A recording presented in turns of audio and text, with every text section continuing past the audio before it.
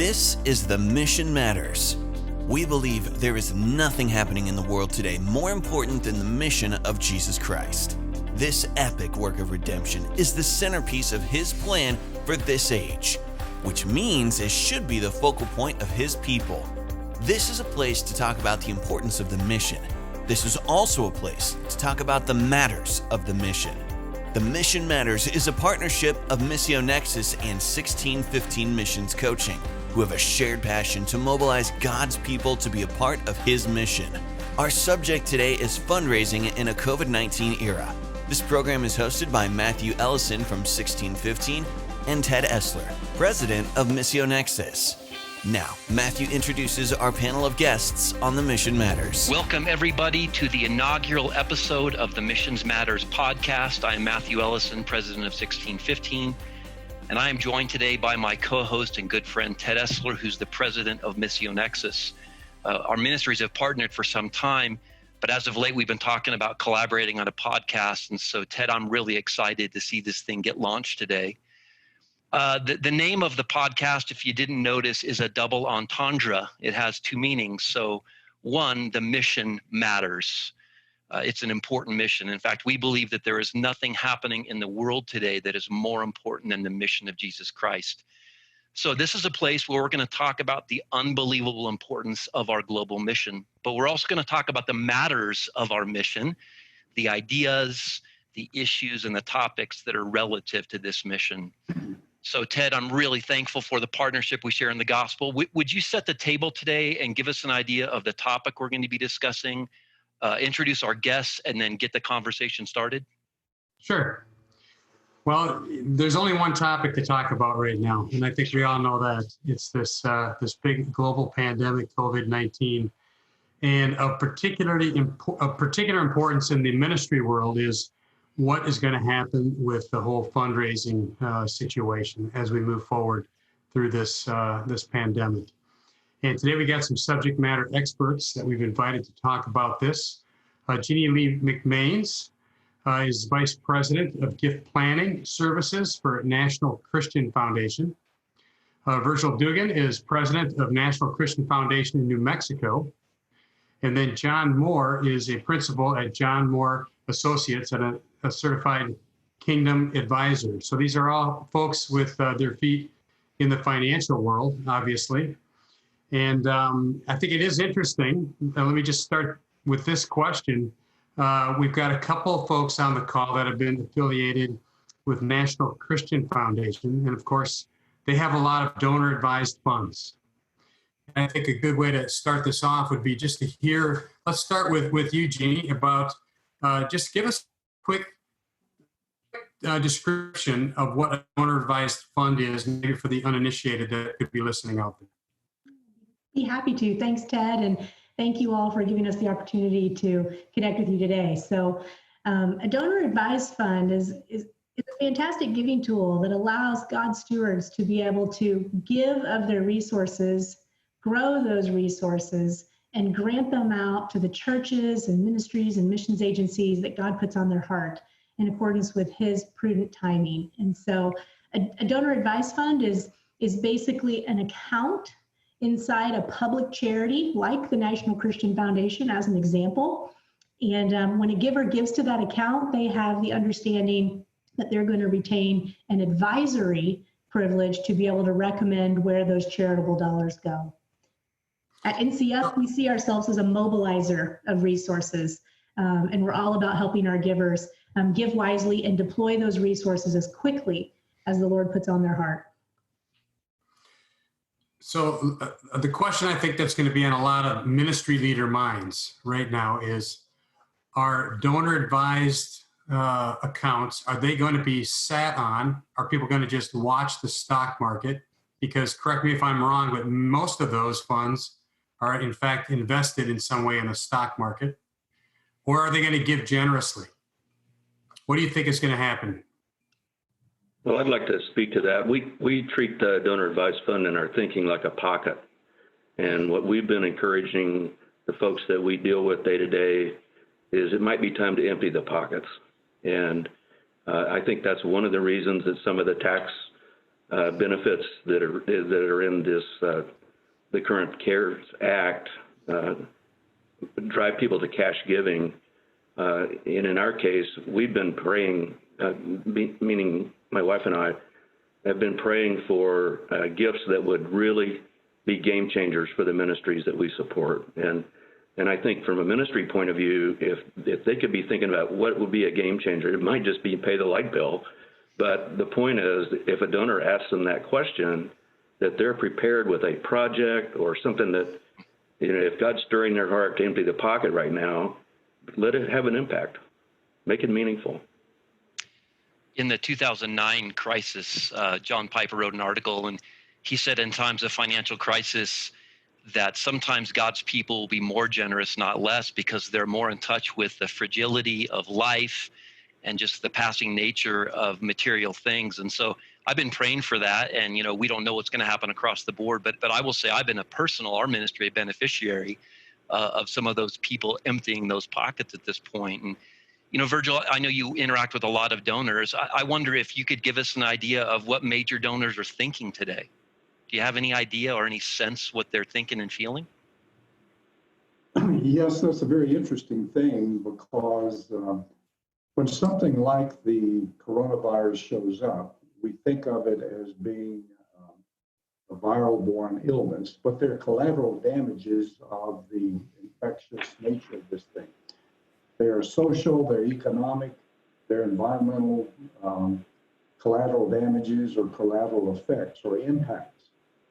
And so what people tend to do when something new and different comes along, they have to somehow deal with it. And it's almost like their protein computer hangs up. So what we as individuals do, we start focusing on changes that we cannot anticipate or that we cannot understand or that we cannot explain. One of those changes is our balance sheet. Another change that takes place maybe is our income, depending on whom we may be. But donors then are trying to reconcile these changes in a situation they may not have encountered before. So a lot of the donors are trying to understand, is this something that's going to be lasting, or is it something fairly short term? Is this something that's going to have impact on my entire giving strategy, or is this something I just need to ride out? Like John says, should I empty my pockets, or is this something I should wait and kind of see how the charitable enterprise is going to fare as a result of this? So all of these changes take place at once, and what can happen is people freeze. They tend not to react. They tend not to act. And I think we see that full spectrum, all the way from people who freeze because of fear or uncertainty, and then people who are very confident in the Lord's grace, and they do what John has just mentioned. They give over and above what they may do. An example of that, I can't speak to the national picture right now, but I know in New Mexico, in March, our total donations from donor-advised funds under our supervision are 80% higher than they were a year ago at the same time.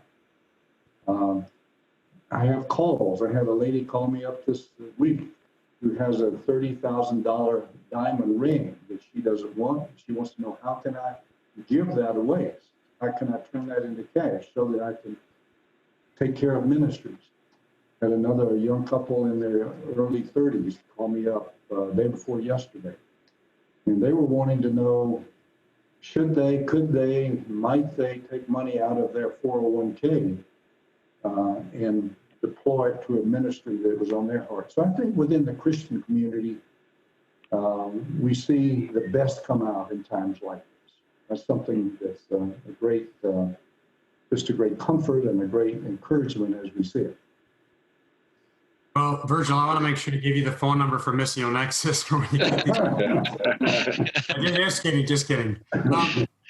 How about nationally at the National Christian Foundation? Is it too early to say what's happening, or does it appear that people are giving more?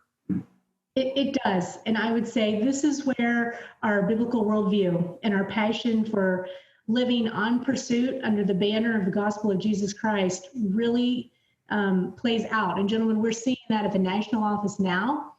And I would say coast to coast. One of the things we've been doing is having, coffee chats.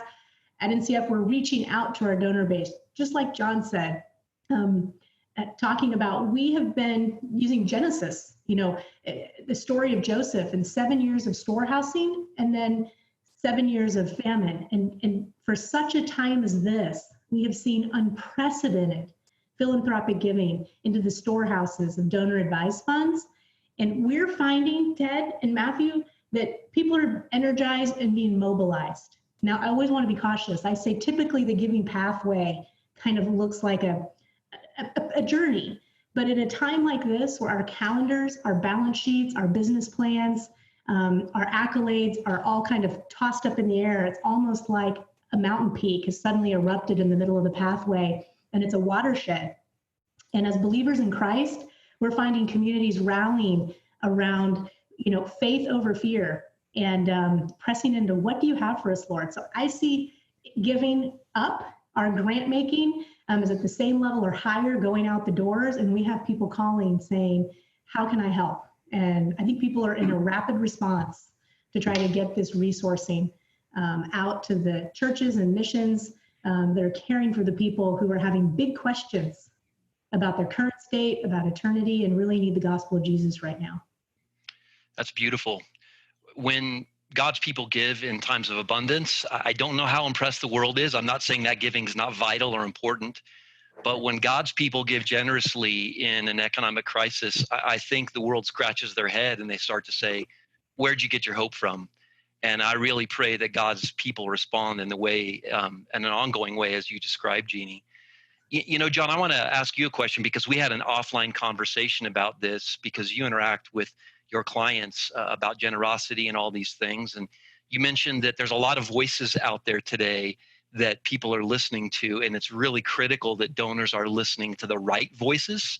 And so maybe you could address that. Yeah, it is. And, the most important voice we hear is our own. We probably talk with ourselves more than anyone else, and so it's really important in your self-talk and in your quiet time that you really think through the faith versus fear dialogue that you might be having in your own mind. And secondly, the TV, the internet is just chock full of noise, and it's designed to attract eyeballs and clicks and that sort of thing. And I can remember back in the crisis in 08, 09, I got a call from a woman, and she said, I'm really worried. And I said, well, what's the problem? And she said, CNBC. And CNBC for us is kind of like financial pornography. And I said, well, why don't you watch the Food Channel instead? And she says, I like the Food Channel. I said, that's my point. Change the channel. And one other time, I actually called the cable company and had them turn it off at a client's house. I got their permission, but it was just easier to remove that temptation. The last thing we practice in our office, my wife started this and encouraged me to do this in 08, 09, was a Sabbath from news. And so we pick a 24-hour period where we turn off the television unless it's a comedy, we turn off the internet unless it's something fun, and basically not allow ourselves to be inundated with all the noise that's out there. And it's amazing, if you're always, one more way to help the self-talk is to lower the volume for the stuff that's coming through the ears. Don't turn off the podcast like this one, right? That's No, be careful. Again, careful what you listen to. So. I'd be curious if any of you, maybe this is a question you can't answer, but what is going on with church giving when we consider the fact that people aren't attending services now? Are they continuing to give in other formats, and is it giving at a level that's really replacing? Anybody heard anything about that? Yes, there's a Barner survey that just came out that indicates that at least 25% of churches are having significant difficulties, particularly smaller churches within the urban environment. The reason for that is that churches and in general, smaller churches are very dependent on income-based gifts. And what we have now is what I call an income crisis economically. It's not a balance sheet or an asset problem, it's an income problem. You may have heard today, I think we had 6.6 million additional filings for unemployment compensation today, following 6.9 million last week. So we have a lot of people unemployed, and therefore their income and then their giving from that income is going down. The church is significantly impacted by that because a lot of church giving is income-based giving. So that's one of the reasons why John and Jeannie are mentioning in this time of difficulty or this time of struggle, asset-based giving becomes even more important for the church, for ministry, for everyone else. It becomes a much greater importance. And I might add too, we've talked about DAFs. If you look at statistics, we have about $120, $130 billion in this country in DAFs total, not Christian, but all DAFs. That compares with about $1 trillion in private foundations, but that's nothing compared to something like probably today $110 trillion in total assets that households and charities hold. So there are a lot of assets out there that can be deployed when there's a need, and I think we identify this time in which we live as a specific need. Well, there's a little bit of a feeling, at least in my world. So, if you're in a ministry context that's not weekly attendance based like a church, the immediate impact is muted somewhat, but as we project down into the future, we feel like things are coming our way. Bad news is coming our way in a few months. So on the one hand, you talk about the income challenge we're facing because of unemployment. That's definitely an immediate thing that's happening. But there's also the more longer term concerns, I think, that at least in the missions community among organizational leaders, they're concerned about that longer term impact as well. And I would add, because cash flow matters, the Paycheck Protection Program loans are available to churches and other ministries. And we've encouraged our church to get in line for that. And we've encouraged some other ministries that we work with to get in line for that. And it's a forgivable loan. And I'm not a big fan of borrowing, but the opportunity to have that extra cash come in and then have the loan forgiven under certain conditions is a real cash flow planning opportunity for ministries and churches, something to really think about. The other thing we do some work with a radio ministry, and they postponed their spring fundraising drive, and I encourage them to time it for when the stimulus checks show up, and maybe encourage people who don't need the money to not hoard it, go spend it, give it away. And the timing of a request around the delivery of those checks, if half the people don't need it, might really end up providing some extra cash flow for a ministry or for a church. Virgil and John, go ahead, Ted. Well, just one data point. So yesterday I was on a phone call with about 80 mission agency CEOs, and we took a poll and asked them how many organizations that are on the call are either in process or planning to apply for that payroll protection plan. Now on this call, there were Canadians and there were some African agencies, so they weren't all US agencies, but 65% said that they were in the process already, and that number's probably closer to 80 to 85% based on who was on the call. Matthew? That's good. Virgil and John, you had mentioned that, Jeannie, you've been having a lot of conversations about the CARES Act. And so for our viewing and listening audience, I wonder if you could just share out of your learning and understanding how we could benefit from this in the missions and church world. Happy to. John really hit on a major one right there, and that is these rebate checks that are coming per household. And that's something we're talking about with our givers at National Christian Foundation. Hey, if you don't need these resources, consider giving them to your church or the charities that are out there serving other households in need. So I think that's a big one at $1,200 per adult and $500 per dependent. And in those households that are under $198,000 for joint and married filing, that's going to be an influx of income capital at a time that we need. So I think that's important. Another big provision, if I may, is this ability to do cash giving up to 100% of your adjusted gross income for gifts directly to churches and nonprofits, with donor advice funds excluded from that.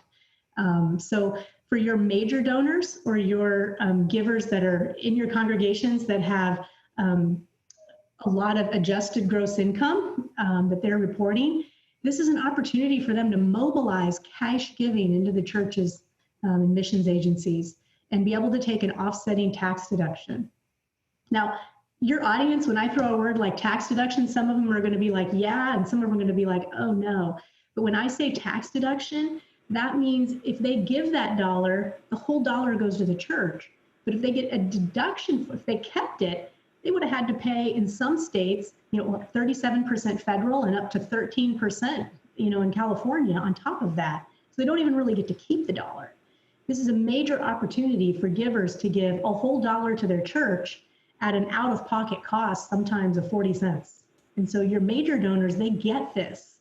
And those that are answering the rally cry of, I'm God's steward, and I want to proclaim, the hands and feet of Christ to the world around me who needs to know him and see him.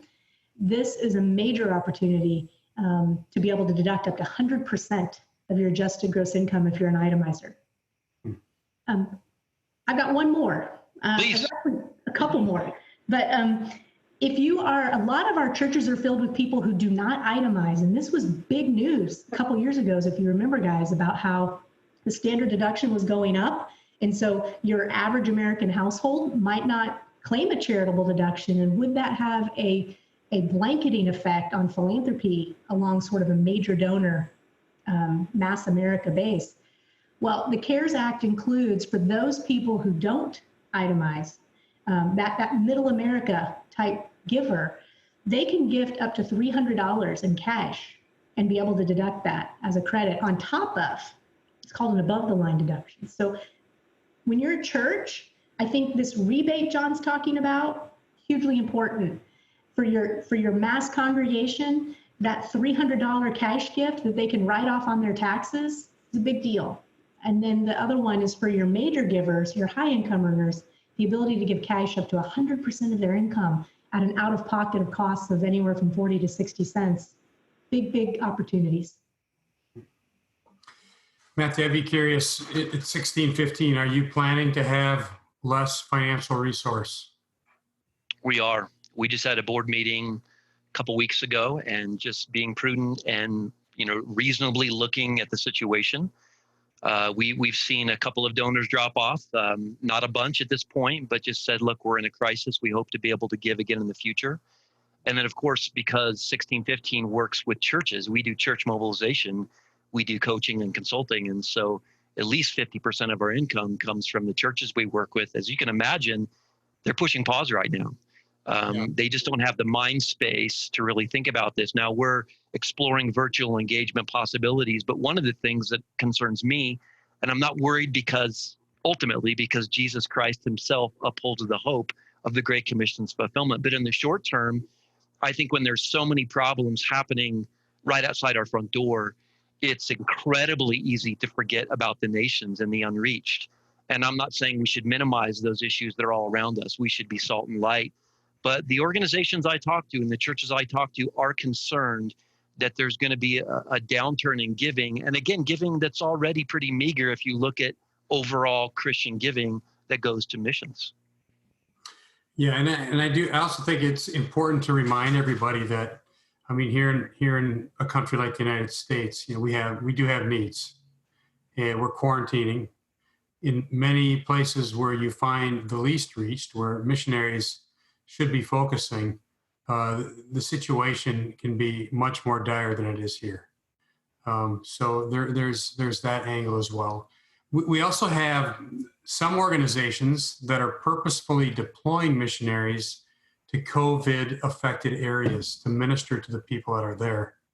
Now, interestingly, they don't want to be named and they don't want to be outed. The reason for that is there was so much backlash against John Chow's martyrdom that they've kind of decided better for us to do this ministry and not talk about it publicly. But that is happening in a I think, a significant way. So that's another thing going on out there right now. I wonder if either of our guests could address this issue. When there is financial crisis of any kind, most often the budgets that get cut first are the budgets that are outside the building. Just wonder if there's anything you could do to encourage or assist those who are listening. How do you maintain a global focus, like Ted talked about, in the midst of so many issues that are all around us? Well, one idea we've used at our church is we asked a significant giver actually created a matching gift fund for missions giving during a time like this. So it was targeted and an encouragement. The other thing that, many churches, there's several surprisingly high percentage of the congregation that doesn't give at all. So another church we know about, they created a matching gift for first-time givers to the church. And it leveraged the people to try generosity, and maybe around the $300 above the line deduction that Jeannie talked about or something like that would be a really good opportunity for someone to step up with a matching gift, either for a ministry, for a church, or targeted toward missions in particular. That's great. And I would add to that, at a time like this, we become so focused on the urgent issue, associated with the illnesses, income issues, etc. I think it's so important that all agencies who are involved in Great Commission work think about really re-emphasizing their strategic import, what it is they're doing, why it's going to make a difference, why it's completely in agreement with and responsive to the Great Commission and make disciples of all the nations. Don't assume that people are going to be thinking about that when they're caught up with the urgent issues of the moment. So you have to re-communicate, you have to reestablish, you have to redefine, and you have to, if possible, give a vision of what it's going to look like a ways down the road. I know John has a quote that God-given vision inspires giving, and I think that's so true. It's always true, particularly with major donors.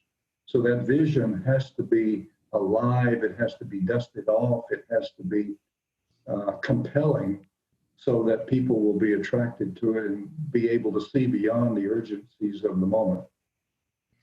So I've already received a couple of financial appeals, and when I read them, it felt a little opportunistic to me. And I'm wondering what you would comment about just a communication strategy. I mean, you want to be urgent about the need, but you also got to be careful here because sometimes this can come across, I think, in a really negative way in the midst of a crisis. Well, I got a call expecting, I'd already practiced my no answer when I returned the phone call to this fundraiser that I know. And you know what? All she did was say thank you. Thank you for past support and the impact that it's had on what they're doing as an organization. And I think a simple thank you sometimes goes a long way to bring people a touch that reminds them that you're still out there, you're still functioning. And that was very unusual. I still think back on that call and go, wow, that was not at all what I was expecting, but we're really effective. Maybe some of you heard the webinar that Dr. Henry Cloud did a couple of weeks ago, talking about the psychology of a crisis. And in that webinar, he pointed out that in a crisis, our brain registers an error. And we have to somehow reboot our protein computer, if you like. And a big part of that is what he described as connectedness. That connectedness is the thing that drives all human function. And so that's true with every organization. You have to reconnect with your donor base, your suppliers, and you have to do it in a compassionate, understanding way, not trying to sell something just based upon the urgent needs of the moment, but sell something based upon the tried and true principles and missions and values of forever after. And that's what is going to renew that connectedness, and out of that is going to come gifts and grants and satisfaction from givers, joy in giving. I'm really glad you asked that question, Ted. Like every ministry, we sent out correspondence to our entire constituency in the midst of this. And we said, the mission's not canceled, we're still here. But as a board, we said, we're not going to do a heavy ask right now because it may come across as insensitive or opportunistic. So I have a question for all of our guests. How do we as nonprofits, missions nonprofits at that, convey some of these ideas about giving, the benefits of giving right now under these circumstances? Is it appropriate for us to tell them about some of these things? Or does that need to come from another voice? What do you think, Jeannie?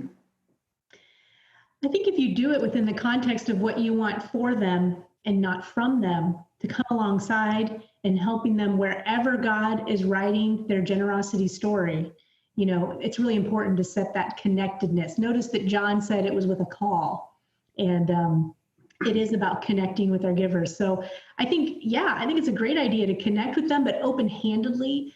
And whether you do that through a writing piece or an online piece, but with the technology we have today to do a podcast like this and or like live Zoom calls with your donors, we're finding that's a great way to connect to givers.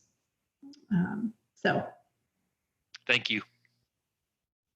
Yeah, I would, especially the video piece, I think right now is, our culture is undergoing a mass acceptance of this kind of strange, what used to be strange communication method virtually. Now it's just, everybody's doing it. And anybody who doesn't have, I think, good video skills is going to suffer, because these are the days when you can make a pretty personal greeting. And you can, we're doing events at Misso Nexus, and we're getting speakers to agree to speak that we have tried to get for years. But because they don't have to travel, now it's easier for them to be able to virtually connect. And so I would just say, got to utilize this change that we're all undergoing right now. Yeah. And not emphasize that more, Ted. I've taken 3 speaking events in 4 days that I normally never booking out months in advance. But I thought it was really fun on one we did last month. We had 150 little video tiles, and everybody just, and of course but it was a way to be connected, to go back to Virgil's point, that you're part of a larger community of people. And it's authentic and real, and it's a different shift in our communication style than we had 3 months ago. Yeah. I'm sure you probably all have heard that sermon illustration about the little kid that wants to pray to God. And he says, but I want you, Mommy. And Mommy says, well, you can pray to God. And she says, well, I need somebody that has skin on. I have a feeling that we are going to hit a point where we're going to want to have some skin on meetings before too long. But right now, this thing is definitely reigning. This virtual connection point is definitely the boss. I pray that there's that boomerang effect that we've been talking about, Ted, because this is wonderful and we should leverage this tool. And I'm not saying you can't have a relationship using this tool, but there's just something about life on life connection for God's people. The word church means gathering, and you can gather virtually, but it's just not the same. So I'm going to believe with you for that we continue to leverage these tools, but once again, we're just excited to be together and to minister side by side in this cause. So I wonder if we couldn't take a moment now and really try and distill what we've learned here today, for the viewing and listening audience. What's the messaging that is coming out of this conversation? So we're just going to defer to all of you. What's kind of the main point you want to leave with folks today that have listened to this? Well, I would lead off to say, regardless of whether we're talking about cash flow or tax economics, times like these shake us up and wake us up. And as the body of Christ, this is an opportunity to prayerfully encourage one another to lean in, to shed thinking about fear or identity or security, or even the author of our days being wrapped up in our resources, and to really wake up and press in. I think it was you, Matthew, who said, when finances are plenty, the giving can kind of go unnoticed. But when things are tight and Christians are rushing in to be the rally cry, people take notice. So to me, that's the overriding message. Let's get in there. Let's figure out how to be wise stewards. Let's be, wise with the opportunities that are available to us. And let this be a chapter that God writes. and that together you look back upon reflection, because this time will pass. We've been through rocky economic times, and we want to look back and say, I boldly lived out my days for the glory of Christ. John or Virgil? Faith and fear can't coexist. And we've always heard that generosity is the antidote for greed. And I'm coming to believe that generosity is the antidote for fear, because generosity requires faith. It's a good word. Matthew, I'm going to quote a quote from John Piper that I've heard you quote before.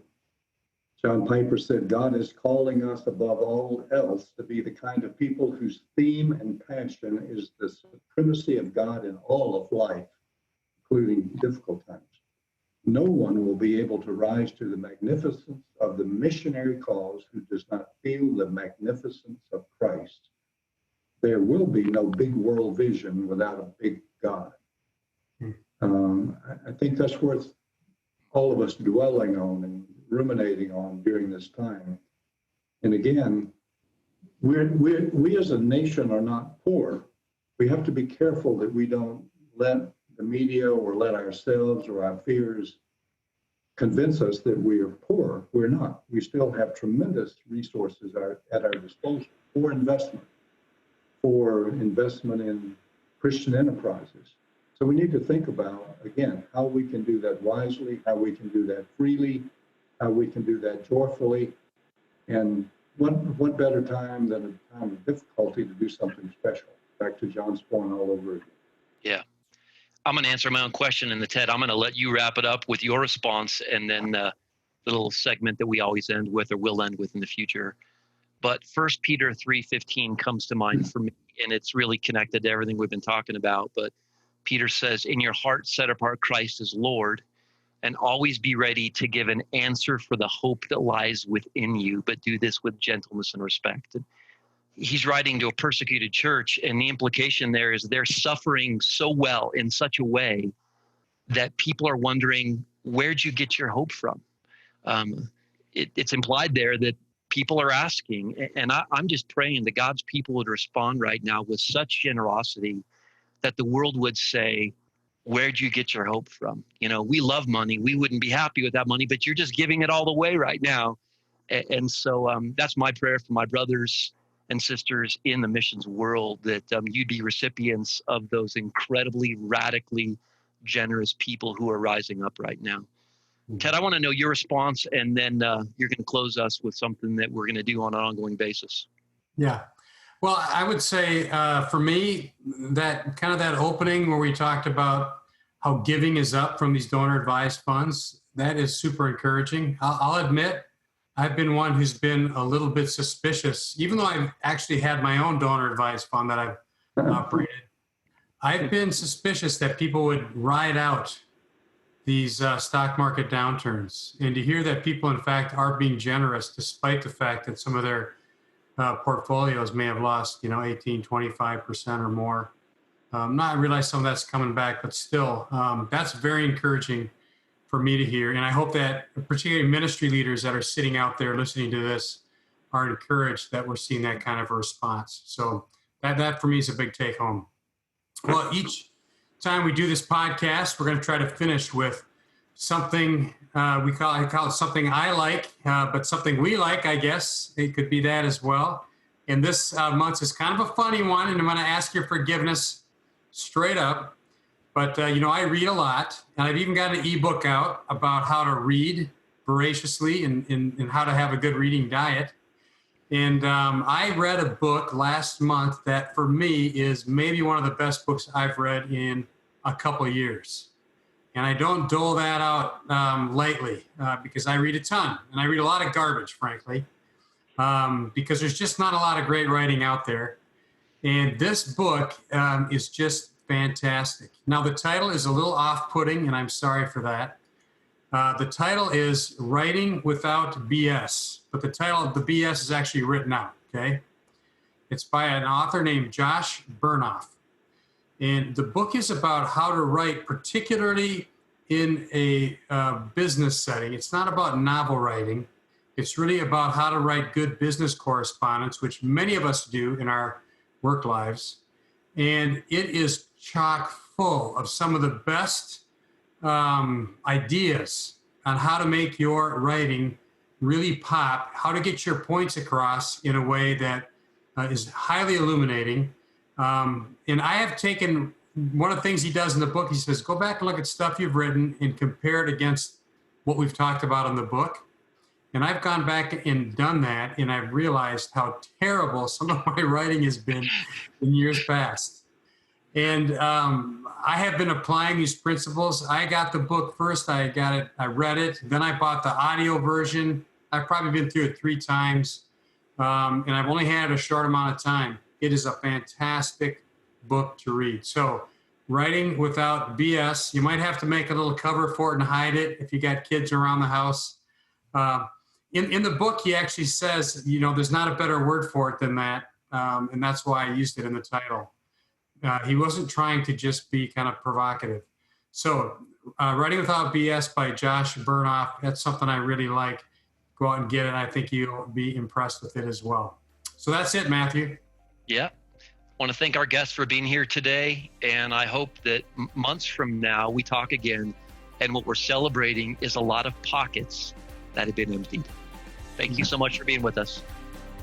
With that, we bring to a close this edition of The Mission Matters with Matthew Ellison from 1615 Missions Coaching and Ted Essler, president of Misso Nexus. Our topic today has been fundraising in a COVID-19 era.